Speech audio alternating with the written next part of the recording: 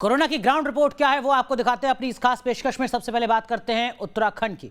उत्तराखंड के उत्तरकाशी से कोरोना काल में बेहद भयानक तस्वीरें सामने आई हैं। यहाँ के केदार घाट पर अधजले शवों को कुत्ते नोच रहे हैं, जिसकी शिकायत स्थानीय लोग नगरपालिका और जिला प्रशासन से कर चुके हैं। बावजूद इसके अब भी प्रशासन की तरफ से कोई व्यवस्था नहीं की गई है। तस्वीरें हम आपको नहीं दिखा सकते हैं, विचलित करने वाली तस्वीरें हैं, इसलिए हमने उनको ब्लर किया है। लेकिन हालात किस तरीके के हैं उत्तरकाशी के केदार घाट में वो आप समझ सकते हैं। यहाँ पर शवों का विधि विधान के साथ अंतिम संस्कार तक नहीं किया गया है, जिसके चलते अधजले शवों को कुत्ते नोच रहे हैं। तस्वीरें उत्तरकाशी से सामने आई हैं, उत्तराखंड के उत्तरकाशी के केदार घाट से सामने आई। कोरोना का कहर उत्तराखंड में भी किस तरीके से बरपा है वो सबने देखा है, लेकिन कोरोना प्रभावितों का अंतिम संस्कार भी विधि विधान के साथ नहीं हो पा रहा है, जिसके चलते हालात बिगड़ रहे हैं। काफ़ी लोग जो अंतिम क्रिया उनकी की गई धर्मानुसार, तो काफ़ी लोगों के कुछ अंग छूट गए थे, जिनको कुत्ते अपने मुंह में लेके घूम रहे थे, जो मेरे संज्ञान में बीच में आया। तो मैंने या नगर पालिका ने एक निर्णय लिया कि हम एक व्यक्ति को वहाँ खड़ा करें, रखें, जो कि पूरी तरह उस डेड बॉडी को जलाए।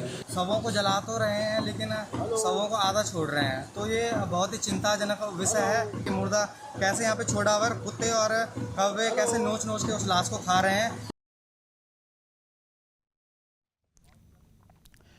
उत्तर प्रदेश की बात करते हैं, जहां कोरोना वायरस संक्रमण की तीसरी लहर को देखते हुए स्वास्थ्य विभाग ने अपनी तैयारियां तेज कर दी हैं। तीसरी लहर के खतरे को देखते हुए पहले अस्पतालों में बच्चों के लिए बेड बढ़ाए जाने को लेकर निर्देश दिए गए हैं, तो वहीं कई ट्रेनिंग कैंप भी चलाए जा रहे हैं। ऐसे ही ट्रेनिंग कैंप का जायजा लिया हमारे संवाददाता निखिल शर्मा ने, जहां बच्चों की कैसे जान बचाई जाए इसकी बाकायदा ट्रेनिंग दी जा रही है।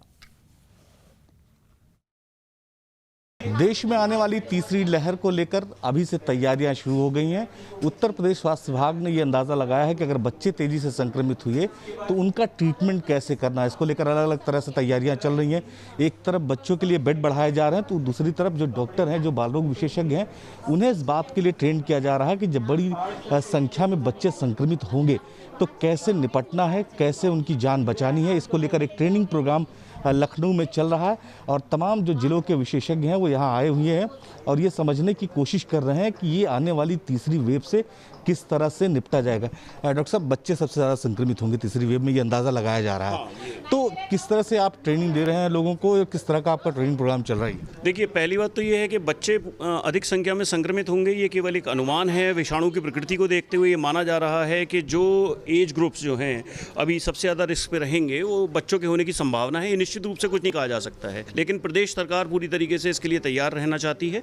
तो ये नेसेसरी स्किल्स हैं, जब आप बच्चों का इलाज करते हैं तो कुछ स्किल्स आपको चाहिए होती हैं। उन स्किल्स का हैंड्स ऑन प्रशिक्षण हम हर जिले से 4 मास्टर ट्रेनर्स को बुला के करा रहे हैं और ये मास्टर ट्रेनर्स अपने जिलों में जाकर फिर अपने बाकी बाल रोग विशेषज्ञों को, चिकित्सा अधिकारियों को और स्टाफ को ट्रेन करेंगे, ताकि हमारी तैयारी समय से पूरी रहे। विशेषज्ञ हैं वो यहाँ आकर बाकायदे ट्रेनिंग ले रहे हैं और किस तरह से बच्चों को बचाना है इसके को लेकर ये ट्रेनिंग दी जा रही है। हमारे साथ डॉक्टर प्याली हैं, पीजीआई के पेडियाट्रिक डिपार्टमेंट के हेड हैं और बच्चों के बाल रोग विशेषज्ञ हैं। देखिए, बच्चों और बड़ों में बहुत डिफरेंस होता है।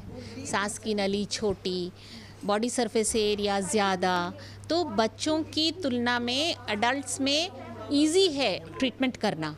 मतलब आप 20 आदमी को एक जगह आईसीयू में लिटा दो और उसके ऊपर 2 डॉक्टर या 2 नर्स छोड़ दो तो काम चल जाएगा।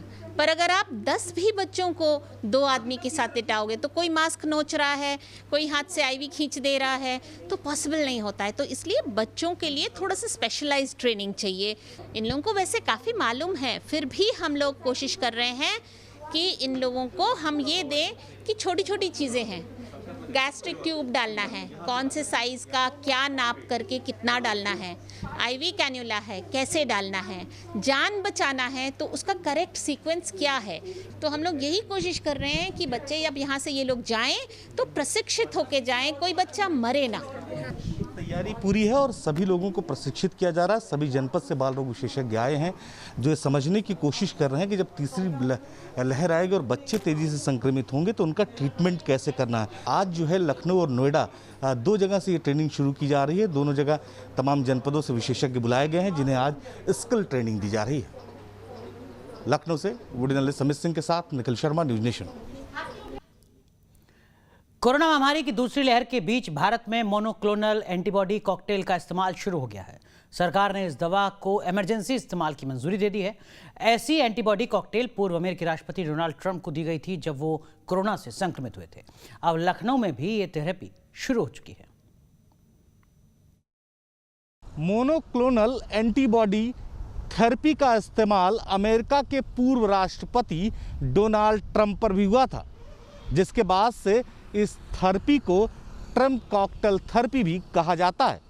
राजधानी लखनऊ में इसकी शुरुआत होने के बाद चिकित्सकों का इस बात का अंदाज़ा है कि अगर इस थेरेपी का इस्तेमाल पहले से गंभीर रोगों से ग्रसित होम आइसोलेशन के मरीजों पर किया जाएगा तो आने वाले समय में उनकी स्थिति और गंभीर नहीं होगी और इससे उनकी जान बचाई जा सकती है। लखनऊ से वीडियो जर्नलिस्ट समित सिंह के साथ Nikhil Sharma, news nation. Roche company ने मोनोक्लोनल एंटीबॉडी बनाई। मोनोक्लोनल का मतलब है कि जो इस वायरस के अगेंस्ट अटैक करेंगी। तो सबसे पहले जो है वो अमेरिका में उनके प्रेसिडेंट को ये दी गई थी और उनको इससे फ़ायदा हुआ, तो उसका सबसे पहले हमारे मेदांता गुड़गांव ने इस वैक्सीन को सबसे पहले लगाया। तो ये एक कारगर थेरेपी साबित हो सकती है आने वाले समय में। क्योंकि ये एक एंटीबॉडी का मिक्सचर है तो वो डायरेक्टली वायरस को अटैच करने को से रोकता है। तो वायरस उसमें हमारे बॉडी से जो टारगेट सेल है उससे अटैच नहीं कर पाएगा, तो एक तरीके से वायरस को ये खत्म करेगा। वैक्सीन को लेकर मारामारी के बीच एक सच ये भी है कि अब भी वैक्सीन को लेकर लोगों में भ्रम है। हमारी टीम ने बिहार के ग्रामीण इलाकों का दौरा किया, वहां लोग वैक्सीन लगवाने से बच रहे हैं। बिहार के वैशाली जिले के राधोपुर से ये ग्राउंड रिपोर्ट है। ये है तिरसिया गांव। जी हाँ, ये गांव राघोपुर विधानसभा क्षेत्र में पड़ता है। हम मौजूद हैं इस वक्त महात्मा गांधी सेतु पुल के नीचे, ये गांव बसा हुआ है वहाँ पर, और यहाँ पर तमाम ग्रामीण मौजूद हैं। इनसे हम ये जानने की कोशिश करेंगे कि जिस कोरोना संक्रमण की बात हो रही है कि वो गांव-गांव बिहार में फैला, इनके गांव में क्या स्थिति है, आपके यहाँ क्या स्थिति है? यहाँ तो कोरोना के कोई भी जांच पड़ताल नहीं, कोई टीकाकरण है, कुछ भी नहीं है। तो गांव में केस आया बाबा जो हुआ? ना कुछ नहीं हुआ। तो आप लोग ये संक्रमण जो फैला हुआ है तो आप लोग कोई प्रिकॉशंस नहीं लेते हैं अभी? मतलब कोई आप लोग अपने डिस्टेंस तो बना के रखबे करते हैं, माने कि जो प्रक्रिया माने सरकार जो लागू किए हुए है वो तो हम लोग पालन कर ही रहे हैं। पैसा माने यहाँ कोरोना का माने उतना पड़ रहा है, यहाँ पे कुछ नहीं पड़ा है। टीका किसी को नहीं पड़ा। कब हुआ टीका लिया आप? नहीं। कहाँ नहीं लिए? टीका फिर यहाँ आए नहीं किया तो कैसे लेंगे? तो यहाँ तो टीका वहाँ पीएससी में पड़ता होगा, हाजीपुर में? नहीं सर, यहाँ नहीं।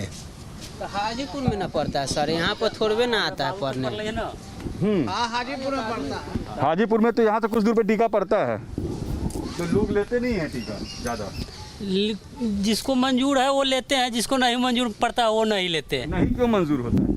वही अब अथी से सुइये से ज़्यादा आदमी मर रहा है तो इसीलिए नहीं ले रहा है कौन। आपने ले ली चाची? हाँ, हम ना ले सुइया। काहे ना ले ली? ऐसे नहीं ले सुइया, देखे बुखार हो तो दवाई कहाँ कौन क्या देते हमरा? सुइया पड़ता है। अच्छा, तो सुई का डर भी है गांव में लोगों को? सुई से क्यों डर?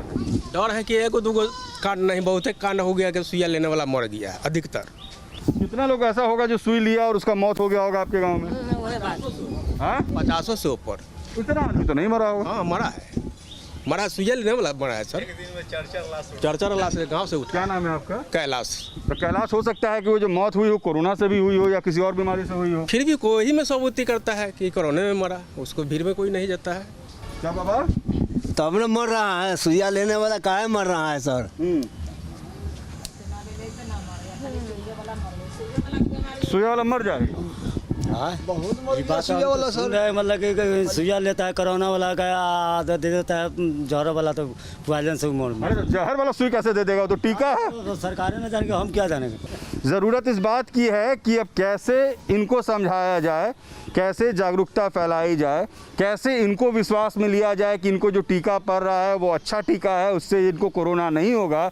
ये सरकार की जवाबदेही है और उन शिक्षित लोगों की जवाबदेही है जो ये कहते हैं कि समाज में हम भ्रम को दूर करेंगे, अफवाह को दूर करेंगे, क्योंकि ये सबसे बड़ी चुनौती है। वीडियो जर्नलिस्ट सत्येंद्र के साथ रजनीश सिन्हा, न्यूज नेशन, राघोपुर। दिल्ली में वैक्सीन की जबरदस्त किल्लत है। 18+ के लिए अब भी वैक्सीन का टोटा है। दिल्ली में वैक्सीनेशन का हाल बताती ये रिपोर्ट देखिए। महीना बदल गया, हालात नहीं बदले, कोरोना के आंकड़े बदल गए, लेकिन टीकाकरण की रफ्तार नहीं बदली। दिल्ली में बीते 24 घंटे में 648 ही मामले आए हैं, यानी कोरोना लगभग मंद होती हुई लहर पर जा रहा है। लेकिन टीकाकरण की बात करें, टीकाकरण अभी भी 18 और 44 आयु वर्ग का, उस ब्रैकेट का हो नहीं पा रहा है। आने वाले एक सप्ताह से ज़्यादा का इंतज़ार करना पड़ सकता है। दिल्ली सरकार ग्लोबल टेंडर की राह पर है। केरल के मुख्यमंत्री ने कहा है कि तमाम वह राज्य, वो तकरीबन 1 दर्जन राज्य जहां बीजेपी शासित राज्य नहीं है, जहां बीजेपी या समर्थक मुख्यमंत्री नहीं है, वो एक साथ एक मंच पर आए ताकि केंद्र सरकार पे दबाव बनाया जाए और तब कम से कम केंद्र सरकार को एक राह अपनानी होगी वैक्सीनेशन के लिए। ये राजनीति का पक्ष है, लेकिन अगर सच्चाई का पक्ष कीजिए तो देखिए कि किस तरीके से लिखा हुआ है कि 19 मई के बाद, यानी तकरीबन आधे महीने के आसपास का वक्त होने चले जा रहा है और वैक्सीनेशन सेंटर बंद है। अंदर कुर्सियां हैं, सोशल डिस्टेंसिंग है, सिक्योरिटी गार्ड्स हैं, सब कुछ है, पर वैक्सीन नहीं है, लोग नहीं हैं, क्योंकि वो आयु वर्ग जो भारत की अर्थव्यवस्था में सबसे ज़्यादा कंट्रीब्यूट करता है, जिसकी वजह से भारत को दुनिया का सबसे युवा देश कहा जाता है, वो आयु वर्ग के लिए दिल्ली में, राजधानी में, देश की राजधानी में वैक्सीन अवेलेबल नहीं है। ऐसे में सवाल उठता है कि अनलॉक की प्रक्रिया तो शुरू हो गई, श्रमिकों के लिए फैक्ट्री के दरवाजे खुल गए, कंस्ट्रक्शन वर्क शुरू हो गया, लेकिन जो बंद पड़े वैक्सीनेशन सेंटर हैं, जो बड़े दावों के साथ शुरू किए गए थे, वो कब शुरू हो पाएंगे? क्योंकि ऐसा लगता है कि दिल्ली के युवाओं की ज़िंदगी, उनका टीका, उनकी वैक्सीन राजनीति की भेंट चढ़ती हुई नजर आ रही है। जर्नलिस्ट जयराम के साथ राहुल डबास, न्यूज़ नेशन, दिल्ली। नोएडा में स्पेशल वैक्सीनेशन अभियान की शुरुआत हो रही है। इस अभियान के तहत पहले उन पेरेंट्स को वैक्सीन लगेगी जिनकी 12 साल से कम उम्र के बच्चे हैं। नोएडा में भी आज से पेरेंट्स स्पेशल वैक्सीनेशन ड्राइव शुरू हो चुका है और जिन बच्चों की उम्र 12 साल से कम है उनके पेरेंट्स को यहां पर अलग से वैक्सीनेशन देने की जो सुविधा है वो शुरू की गई है। इस वक्त हम मौजूद हैं ग्रेटर नोएडा के एक स्कूल में जहां पर ये वैक्सीनेशन ड्राइव शुरू हो चुका है। आज यहाँ पर 100 पेरेंट्स को ये वैक्सीनेशन दी जानी है और जो भी लोग वैक्सीनेशन के लिए आ रहे हैं उन्होंने कोविन से रजिस्ट्रेशन कराया, उन्हें स्लॉट मिला और उसके बाद उन्हें यहाँ आकर एक डॉक्यूमेंट ऐसा भी दिखाना होगा जिससे साबित होता हो कि वो उनके घर में कोई ऐसा बच्चा है जिसकी उम्र 12 साल से कम की है। हालांकि जिस तरह से तीसरी लहर में बात कही जा रही है कि जो प्रभाव है वो बच्चों पर ज़्यादा हो सकता है, ऐसे में बच्चों के साथ, बच्चों के आसपास के जो लोग हैं उनको सुरक्षित करना बहुत ज़रूरी है ताकि बच्चे सुरक्षित रहें। क्या नाम है आपका? अजीम। कितने साल का बच्चा है आपका? 2 साल। 2 साल का। क्या करते हैं आप? मैं जॉब करता हूँ। आप जॉब करते हैं तो आपको भी बाहर निकलना पड़ रहा है? नहीं सर, अभी तो मेरा ऑफिस क्लोज्ड है, बस लॉकडाउन ओपन होने के बाद ओपन हो ही जाएगा, तो उससे पहले वैक्सीनेशन ज़रूरी है। तो जिस तरह से ये बच्चों के पेरेंट्स के लिए जो अलग से शुरू किया गया, आपको लगता है कि बहुत यूज़फुल होगा? जो बच्चों की चिंता है आपकी वो थोड़ी कम होगी? बहुत अच्छा इनिशिएटिव है ये, इससे हमारे बच्चे भी सेफ रहेंगे, सिक्योर रहेंगे।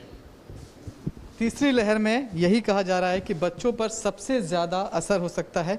ऐसे में बच्चों के पेरेंट्स जो कि हो सकता है कि अभी भी बाहर निकल रहे हो जॉब के सिलसिले में या फिर किसी और काम से, उनको वैक्सीन लगना बहुत ज़रूरी है ताकि जो बच्चे हैं वो सुरक्षित रहें। आपका नाम क्या है? कौशल कुमार। बच्चा है आपके घर में? हाँ जी। 10 बच्चा है। 10 साल का होने वाला है। 10 साल का बच्चा है। कैसा ये जो शुरू हुआ है, आज जो मुहिम शुरू हुई है कि जो पेरेंट्स हैं उनको वैक्सीनेशन देना है, लग रहा है कि बच्चे के लिए थोड़ी चिंता आपकी भी कम होगी? क्या बाहर से आते हैं, अंदर एक कैरियर की तरह आते हैं, तो बच्चा सेफ रहेगा? नहीं, बहुत बढ़िया हुआ है और अभी योगी जी ने किया है, बहुत अच्छा इनिशिएटिव है, क्योंकि हमें डर लग रहा था कि बच्चे के कारण हम बाहर निकल नहीं पा रहे थे पिछले 1 महीने से, बट अब वैक्सीन लग गया तो हम इजीली अब वर्क पे जा सकेंगे। बच्चे की सेफ्टी हो गई थोड़ा? तो मेरा 6 साल का बेटा है, तो प्रॉब्लम्स वही है कि सर जॉब्स पे जाना होता है, फिर आना होता है, तो बच्चे के लिए तो मतलब सेफ्टी ज़रूरी है, तो अगर वैक्सीन लग जाएगी तो बेनिफिट्स तो है। ठीक है, तो ये पेरेंट्स हैं यही बता रहे हैं कि लगातार ये लोग बाहर निकल रहे हैं काम के सिलसिले में, ऐसे जब घर पहुंचते हैं तो ये डर बहुत बड़ा होता है कि कहीं उनके बच्चे को उनसे कुछ हो ना जाए, खासकर छोटे बच्चे जो कि अपने पेरेंट्स को देखते उनके पास जाते हैं। कुल मिलाकर कोशिश यही की जा रही है कि बच्चे सुरक्षित रहें। साथ ही साथ एक और महत्वपूर्ण बात ये भी है कि नोएडा को देश का पहला ऐसा शहर बनाने की कोशिश है जिसके 100% लोगों को वैक्सीन की पहली डोज मिल चुकी हो। अगले 50 दिन का ये टारगेट रखा गया है। जाहिर तौर पर ये कवायद इस कोशिश को में एक मील का पत्थर साबित हो सकती है। वीडियो जर्नलिस्ट के साथ Manish Chaurasia, news nation, greater Noida. Jammu में 3 दिन से वैक्सीनेशन पर ब्रेक लगा हुआ है। 18+ के लोगों के लिए वैक्सीन नहीं है। लोगों में गुस्सा बढ़ता जा रहा है। जम्मू से हमारे सहयोगी की ये रिपोर्ट देखिए। देश भर में वैक्सीनेशन प्रोग्राम जो है वो सरकार की तरफ से चलाया जा रहा है, लेकिन लगातार वैक्सीनेशन की किल्लत जो है वो अब हर जगह देखी जा रही है। जम्मू कश्मीर की बात करें तो लगातार वैक्सीनेशन प्रोसेस जो है वो पिछले 1 हफ्ते से शुरू किया गया था, लेकिन आज तीसरा दिन है जब कोविशील्ड वैक्सीन जो है वो यहाँ पर ख़त्म हो गई है और वैक्सीनेशन सेंटर जो हैं वो यहाँ पर बंद पड़े हैं। लेकिन इस बीच आप देख सकते हैं कि लोग जो हैं वो यहाँ पर लगातार चक्कर लगा रहे हैं और वो सोच रहे हैं कि जो वैक्सीनेशन है उनका वैक्सीनेशन भी यहाँ पर हो जाएगा। लेकिन फिलहाल जो यहाँ पर सरकारी सूत्रों से खबर है उसके मुताबिक जो कोविशील्ड वैक्सीन है वो यहाँ पर फिलहाल उसका कोटा खत्म हो चुका है। लोग हमारे साथ हैं, उनसे बात करते हैं। सर, कहाँ से आए थे आप और क्या इंतजार था कि वैक्सीन आएगी? तो आप सर आज हमें आते हुए कम से कम भी 10-15 दिन हो चुके हैं। इसके बावजूद भी ये हमें कोई ऐसा इंटीमेट नहीं कर रहे कि ये वैक्सीनेशन कब लगेगी। हमें एक ऑलरेडी लग चुका है हमें इंजेक्शन, और सेकंड के लिए हमें कोई इन्फॉर्मेशन नहीं है। क्या आपने रजिस्ट्रेशन करवाया था? क्या मैं आपको फ़ोन में दिखाता हूँ, 2 महीने हो गए हैं शेड्यूल के लिए लगातार मैं अपना कंटिन्यूसली मतलब नेट का यूज़ करके उसका कर रहा हूँ, स्लॉट ही नहीं मिल रहा।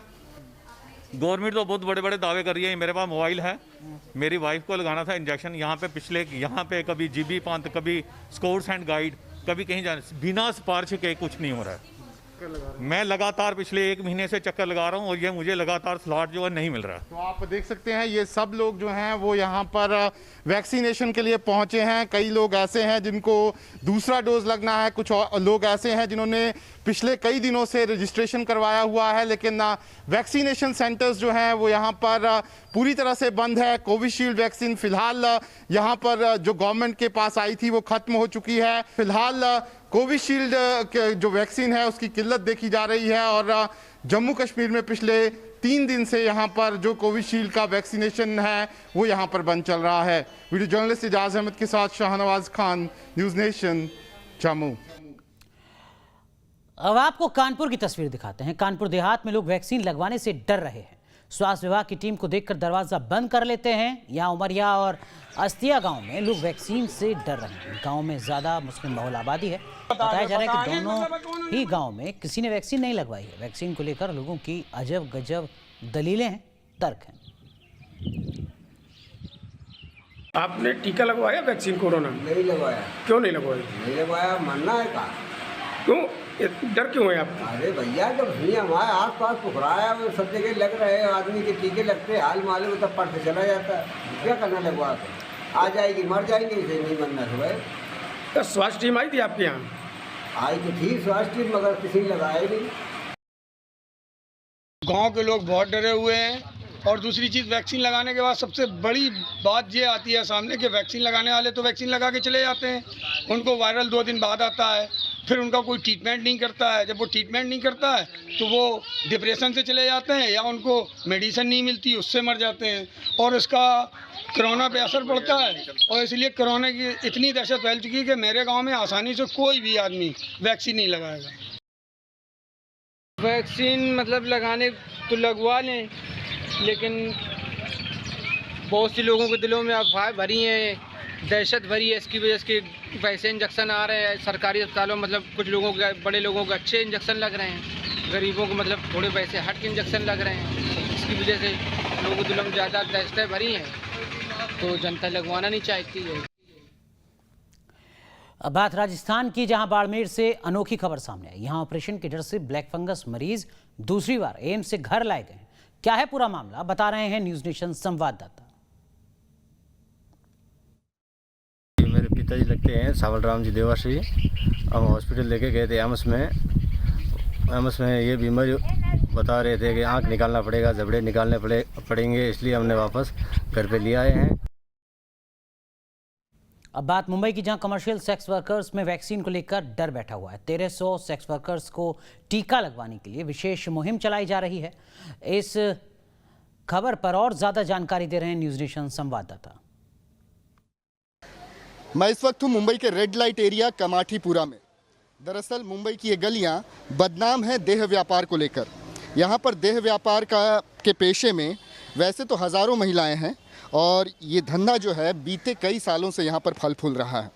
कोरोना के इस काल में इन सेक्स वर्कर्स के आजीविका पे बनाई है, लेकिन उनकी जान बचाने के लिए उन्हें वैक्सीनेशन देने की अब तक कोई पहल नहीं की गई थी। उसकी बुनियादी वजह ये थी कि इनके पास, बहुतों के पास ऑफिशियल डॉक्यूमेंट्स नहीं होते थे और तो और सबसे बड़ा संकट ये था कि इनमें वैक्सीन को लेके बहुत ज़्यादा डर था। इनमें डर था कि अगर इन्हें वैक्सीन लगती है तो ये बीमार पड़ जाएंगी, इनकी आजीविका पे बन जाएगी और इसी वजह से वैक्सीन लगाने नहीं जा रही थी। लेकिन अब कुछ महिलाएं जो हैं वो वैक्सीन को लेकर आगे आई हैं, जो हमारे साथ इस वक्त हैं। मैं आपसे समझना चाहता हूं, आज आप वैक्सीन सेंटर गई थी, आपने वैक्सीन लगाया, आपके मन से वो भ्रम निकल गया, वो डर निकल गया वैक्सीन को लेकर? अभी नहीं डर लगता है, मेरे को अच्छा लगता। अच्छा लगता है। तो वैक्सीन लेके आप खुद को कोरोना से सुरक्षित महसूस कर रही हैं? हाँ, आप कुछ डर नहीं है मेरे को। पहले क्या डर था, मैं जानना चाहता हूँ। डर लगता था ऐसा कभी मार फिर जाएगा बोले, सब तो खाता था ना, इसलिए डर लग रहा था। इस डर से बाहर आई हैं और उन्होंने वैक्सीन लगाया है, बल्कि और भी कई महिलाएं। आपने वैक्सीन लगाया?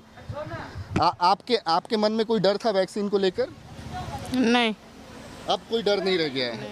वैक्सीन आपको लग गई है, इनको भी वैक्सीन लग गई है। आप देख सकते हैं इस इलाके में दरअसल जहाँ तक नज़र जाए वो तमाम घर हैं जिसमें कमर्शियल सेक्स वर्कर्स रहती हैं। इनकी संख्या यहाँ पर तकरीबन 1,500 के आसपास है और अब मुंबई में एक विशेष मुहिम चलाई जा रही है कि इन्हें जागृत किया जा रहा है, इनमें जागरूकता भरी जा रही है कि ये घरों से बाहर निकलें, अपने संकोच को, अपने डर को त्यागें।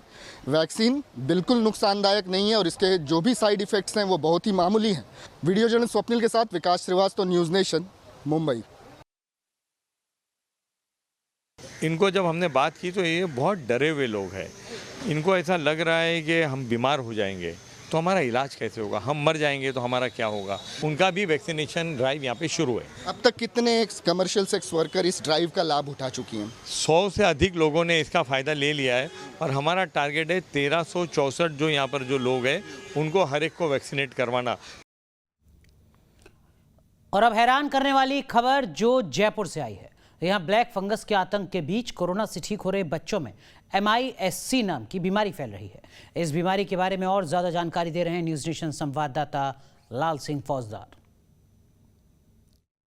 कोविड की तीसरी लहर को लेकर एक्सपर्ट ये आशंका जता रहे हैं कि तीसरी लहर बच्चों के लिए बेहद खतरनाक साबित होगी, लेकिन उससे पहले एक नई बीमारी ने बच्चों के लिए बड़ा खतरा कोविड की तीसरी लहर से पहले ही पैदा कर दिया है। MIS-C यानी मल्टी सिस्टम इन्फ्लामेटरी सिंड्रोम नाम की ये बीमारी जो UK की कावासाकी बीमारी के लक्षणों से मिलती जुलती है। MIS-C के राजस्थान में करीब 60 मामले सामने आए हैं। जयपुर, जोधपुर, उदयपुर, कोटा और बीकानेर जिलों में MIS-C बीमारी के लक्षणों के बच्चे पाए गए हैं और फिलहाल राजस्थान के सबसे बड़े JK लोन हॉस्पिटल में इस बीमारी से पीड़ित करीब 4 बच्चों का इलाज चल रहा है, जिनमें 3 बच्चे ICU में हैं। डॉक्टर्स का कहना है कि ऐसे केस अभी आगे और भी बढ़ेंगे। दरअसल ये बीमारी पोस्ट कोविड बच्चों को हो रही है। इसके साथ ही जिनको कोरोना नहीं हुआ ऐसे बच्चे भी चपेट में आ रहे हैं और इस बीमारी के लक्षण कोविड से मिलते जुलते हैं। अगर हम इसको यूँ कहें कि जिस तरह पोस्ट कोविड के कारण ब्लैक फंगस हुआ, वाइट फंगस हुआ और बच्चों में अब ये MIS-C नाम की बीमारी पोस्ट कोविड का ही एक रूप सामने आ रहा है। आगे भी इस तरह केसेस बढ़ने की आशंका जाहिर कर रहे हैं। फिलहाल इसके राजस्थान में 60 मामले सामने आए हैं, लेकिन बताया जा रहा है कि करीब 100 से अधिक मामले अभी भी राजस्थान के अन्य ज़िलों में अगर देखा जाए तो मिल सकते हैं, यानी कि खतरा तेज़ी से मासूमी की तरफ बढ़ रहा है। वीडियो जर्नलिस्ट राजू चौधरी के साथ लाल सिंह फौजदार, न्यूज़ नेशन, जयपुर।